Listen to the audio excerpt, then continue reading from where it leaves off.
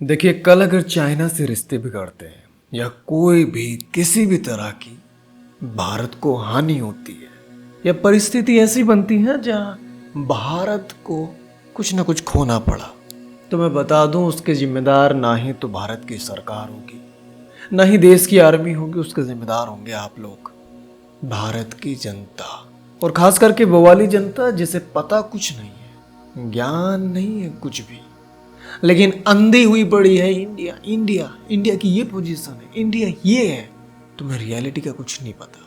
देखिए, कोई भी देश बनता है वहां के लोगों से। आज जो सरकार चल रही है देश में, जो देश का विकास कर रही है, वो भी कर पा रही है देश के लोगों की वजह से। कहीं कोई अस्पताल भी खोलना है तो उसके लिए भी पैसा लगता है, जो कि देश के लोग टैक्स देते हैं। तब देश की जीडीपी बढ़ती है, देश मजबूत होता है, देश में निवेश ज्यादा होता है। पर नहीं जी, हम तो इंडिया हैं जी। चाइना को गाली बकने से, कोसने से, ये सब बातें मूर्खों वाली होती हैं। बात को समझ रहे हैं आप? देखिए, इसी तरह से कोई भी देश जो मजबूत बनता है वो पैसे से बनता है। कितना उसके पास पैसा है, क्योंकि पैसा है तो वो अच्छे हथियार खरीद सकता है, करोड़ों की सेना खड़ी कर सकता है, अगर बात पैसे की है तो। पर पैसा ही नहीं है तो कहाँ से? अच्छा, देश के पास पैसा आता कहाँ से? तुम लोगों से, हमसे, जो हम टैक्स देते हैं। देखिए, ये भ्रम में रहने से बेहतर है कि हम सब मिलके समझें और देश को आगे बढ़ाएं। इस वीडियो को जरा वो अंधी पट्टी हटाकर देखना। ये जो तुम धर्म में, जातिवाद में, मोबाइल में, सोशल मीडिया में, पॉलिटिक्स में, इन सब में फंसे रहते हो, इन सबको हटा के देखना। फर्क नहीं पड़ता तुम किसके भक्त हो या किसके दुश्मन, कौन सी पार्टी से हो, कौन विपक्ष है तुम्हारा, कोई फर्क नहीं पड़ता। बस तुम अंधी पट्टी से हटा के देखिएगा। नमस्कार दोस्तों, मैं हूं दीपक वर्मा। देखिए, सबसे पहले हम बात कर लेते हैं दोनों देशों में पैसा किस पे कितना है। चाइना की जो जीडीपी है वो भारत से 5 गुना ज्यादा है। बात को समझ रहे हैं? 5 गुना ज्यादा जीडीपी है। ये नंबर्स तुम्हारे सामने हैं, तुम देख सकते हो। अच्छा, इतना पैसा चाइना के पास आया कहाँ से, ये भी बता दूं। वहां लोग सोशल मीडिया पे ना लड़ते नहीं है। वहां के बच्चे सोशल मीडिया पे मजे नहीं ले रहे होते। वहां पे धर्म की लड़ाई नहीं होती, वहां राजनेताओं की लड़ाई नहीं होती। वहां लोग जो सिटीजन्स हैं वो पॉलिटिक्स में इन्वॉल्व नहीं होते। उनका काम है वोट देना, वोट देते हैं, झंडे नहीं पकड़ते रैलियों में। इसीलिए आज मैन्युफैक्चरिंग हब बन चुका है चाइना। बात को समझ रहे हैं? जितनी भी जीडीपी में ग्रोथ होती है, इसका मेजर पोर्शन ट्रेड से आता है। आज चाइना ने दुनिया को अपने ऊपर डिपेंड कर लिया है कि सालों चिंता रहना है तो मुझसे माल खरीदना पड़ेगा। भारत भी। अब देखिए, जब पैसा ज्यादा है तो डिफेंस पर भी ज्यादा खर्च होगा, मतलब हथियार, आर्मी, मिलिट्री। तो जितना इंडिया खर्च करता है ना, उसके 3 गुना ज्यादा खर्च करता है चाइना।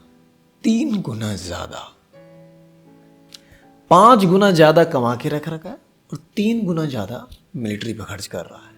दुनिया की सारी चीजें बाद में आती हैं, सबसे पहले आता है इंसान पे पैसा कितना है। बाकी चीजें तो मजबूती में चलती जाएंगी। इंडिया की सॉफ्ट पावर, चाइना की सॉफ्ट पावर, वो सब ठीक है, पैसा। और मैं बता दूं, हमारे देश की जो ये हालत हुई है ना, ठीक है, ये सिर्फ और सिर्फ हम तुम की वजह से हुई है। देखिए, हम लोग नहीं चाहते हमारा देश ग्रो। हम लोग सिर्फ अपना देखते हैं, अपने घर का देखते हैं, अपने परिवार का देखते हैं। हम देश का नहीं देखते। हम झंडा तो लगा लेंगे बड़े शान से कि हमारा देश आजाद हुआ था, पर उसके विकास का झंडा अपने दिल में हम कभी नहीं लगाते हैं। देखिए, कुछ डाटा मैं आप लोगों को दिखा रहा हूं, जरा ध्यान से देखिएगा। देखिए, लगभग 3 करोड़ के आसपास लोग गवर्नमेंट जॉब के लिए अप्लाई करते हैं। ध्यान से सुनना, खाली अप्लाई करने वालों की ये संख्या है, जिसमें SSC, UPSC, banking, military, railway, teaching, बहुत सारे सेक्टर्स हैं। अगर इसका 1% भी, ध्यान से सुनना, केवल 1% भी किसी बिजनेस के लिए थोड़ी मेहनत करता ना, बिजनेस को शुरू करता, तो महाराज 3 लाख बिजनेसेस इंडिया में होते।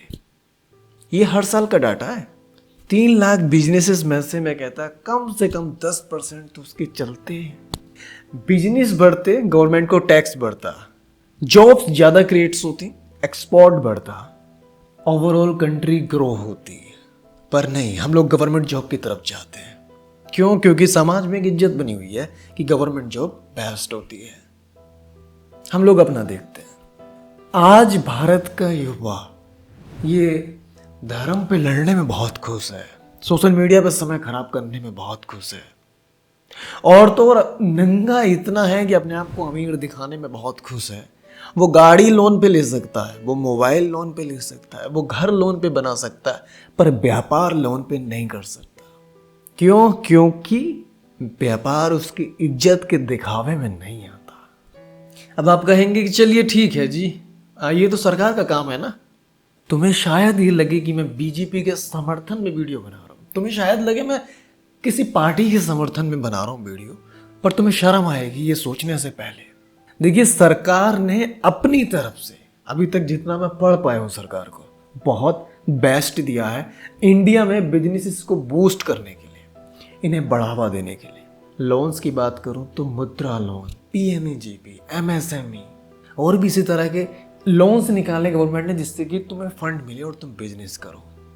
आत्मनिर्भर Bharat, startup India, skilled India, PLI scheme, ऐसी कितनी स्कीम्स निकाली जिससे भारत खुद में मजबूत बने। अरे मजबूत क्या, घंटा बनेगा जब युवा ही लड़ने में व्यस्त है। तो वो लड़ रहा है, वो खुश है इस चीज में कि नहीं, इस जात इस धर्म वाले की दुकान से हमें सामान नहीं लेना, इस वाले से लेना है। देखो इसके पेटीएम पे ये नाम आ रहा है, नहीं नहीं नहीं इससे नहीं खरीदेंगे, इसका नाम ये है। तुम सब मूर्ख हो, मैं सच बता रहा हूं। तुम लोगों से जितना ज्यादा फायदा निकल सकता है, बुद्धिमान तुमसे उतना फायदा निकाल रहे हैं। चाहे तो वो पॉलिटिकल पार्टी हो, चाहे बिजनेसेस हो, चाहे वो बड़े बड़े कॉर्पोरेट्स हो, तुमसे जो फायदा निकल सकता है वो निकाला जा रहा है, तुम्हें मूर्ख बनाया जा रहा है। अभी कल परसों मैंने एक वीडियो देखी थी कि इंडिया में बच्चे क्या कर रहे हैं और चाइना में क्या कर रहे हैं। देखा तो उस वीडियो में इंडिया में बच्चे लिपस्टिक काजल लगा के डांस कर रहे थे, और चाइना में एक छोटी सी बच्ची खुद की फिजिकल हेल्थ पर काम कर रही थी, एक्सरसाइज कर रही थी। देखो मुझे यकीन है तुम समझ पाओगे, और तुम्हें समझना भी चाहिए कि बिजनेस वो रीढ़ है देश की भी और तुम्हारे घर की भी। बिजनेस वो साइड इनकम है जो तुम्हें तुम्हारे बुरे वक्त में काम आती है। ऐसा नहीं है बिजनेसेस करने वाले लोग नौकरियों से कम है। जितना एक महीने में नौकरी वाला कमाता है उसका 10 गुना उसका मंथली प्रॉफिट होता है, प्रॉफिट। पर बात सिर्फ इतनी सी नहीं है, बात है इस बात की कि इज्जत जो नौकरी से जोड़ दी गई है। बड़ी हैरानी की बात है कि 3 करोड़ युवा लगे पड़े हैं। अब बुजुर्ग तो सरकारी नौकरी एग्जाम दे नहीं रहे होंगे ही भाई। जब युवा अपना इतना समय इसमें खराब कर रहा है, क्या देश कहाँ से बढ़ेगा? अबे सरकार भी तो तुम्हें तनख्वाह टैक्सेस से ही देती है। जब टैक्स ही नहीं बढ़ेगा तो कहाँ से सरकार तनख्वाह देगी? ये डाटा देखिए तुम्हारे सामने है। चाइना कितना टैक्स कलेक्ट करता है, देख रहे हैं आप, ट्रिलियन में है। अब जरा थोड़ा सा इंडिया का भी देख लीजिए, इंडिया कितना कलेक्ट करता है। बाकी चीज़ों में तुम कह सकते हो कि नहीं हम कुछ नहीं कर सकते, सरकार की जिम्मेदारी है, पर टैक्स कलेक्शन अभी तो इतना कर पा रहे हैं, तब भी लोग कह रहे हैं कि इतना टैक्स बढ़ा दिया है। भाइयों, हमें और तुम्हें दोनों को ही समझना पड़ेगा कि बिजनेस करना ही करना है। मैं तो सरकार को कहता हूँ कि आपने इतने सारे स्कीम्स चलाए, आपने इतना ज़्यादा मोटिवेट किया युवाओं को, भाई इंटरनेट इतना सस्ता कर दिया। दुनिया का कंपैरिजन कर लेना, इंडिया का इंटरनेट क्यों किया था? तुम लोग इंटरनेट का यूज़ करोगे, नए नए इनोवेटिव आइडियाज़ आएंगे, स्टार्टअप बूम होगा। हुआ भी 2014 से 24 तक बहुत स्टार्टअप बने, यकीन मानिएगा। ओला उन्हीं में से एक है, ओयो उन्हीं में से एक है। पर बात इतनी सी है कि तुम लोग कंज्यूमर बन गए इंटरनेट के, प्रोड्यूस उससे कुछ नहीं कर पाए। ये रियलिटी है। तो सरकार को जब इतनी चीज़ें कर दी उसने, इतने लोन स्कीम, इतनी स्कीम्स, इंसेंटिव्स, इंटरनेट वगैरह वगैरह, तो एक स्कीम भी चलानी चाहिए कि हर घर व्यापार, जिस घर व्यापार उस घर नौकरी। उसको नौकरी ना दी जाए, उसको वो गवर्नमेंट के बेनिफिट ना दिए जाए जो व्यापार नहीं करता, चाहे चाय की दुकान लगाए या समोसों का ठेला। व्यापार होना बहुत ज़रूरी है। तुम 1 रुपये का भी अगर टैक्स देते हो ना, तो देश से कई 100 करोड़ का टैक्स आता है। बात समझ रहे हैं आप? सिर्फ तुम्हारे 1 रुपये से। देखिए, अब मुझे पूरा यकीन है कि तुम बहुत अच्छे से इस बात को समझोगे कि बिजनेस कितना ज़रूरी है। और अपने ही भाइयों से, कौन यहाँ पाकिस्तान चाइना का बैठा जिनसे लड़ रहे हो? एक ही धर्म के हो तो जातों पे लड़ रहे हो, और धर्म अलग है फिर भी तुम एक ही मिट्टी के बेटे हो, एक ही देश के बेटे हो, तो धर्मों पे लड़ रहे हो। कंपटीशन तुम्हें जहां करना चाहिए वहां तुम नहीं कर रहे हो। शिक्षा में, व्यापार में, यहां तुम्हारा कोई इंटरेस्ट नहीं है। कर रहे हो तो सिर्फ वीडियोस की कमेंट्स में। देखिए, मेरे जैसे और भी शो आएंगे तुम्हें समझाने वाले, और हमें दबा दिया जाएगा। हम बढ़ाएंगे अपनी आवाज, दबा दिया जाएगा। हम भी थक जाएंगे तुम्हें समझाते समझाते, पर कुछ नहीं होगा।